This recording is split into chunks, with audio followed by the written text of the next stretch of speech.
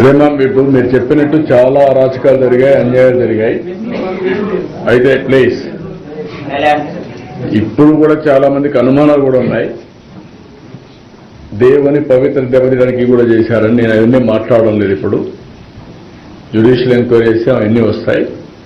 అల్టిమేట్గా మీరు నన్ను ఇన్నేళ్లుగా చూశారు. నేను అధికారంలో ఉన్నా, అపోజిషన్లో ఉన్నా, నేను దేవుని దగ్గరకు వచ్చినప్పుడు సామాన్య భక్తుడుగానే ఉంటా. That is my dedication. I will continue that.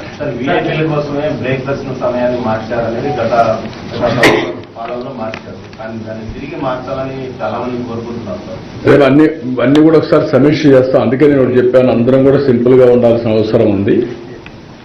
దేవుని దగ్గరకు వచ్చినప్పుడు విఐపీస్గా కాకుండా అందరం భక్తులుగా వస్తే బెటర్ బ్లెస్సింగ్స్ ఉంటాయి, దేవుని ఆశీస్సులు బాగుంటాయి.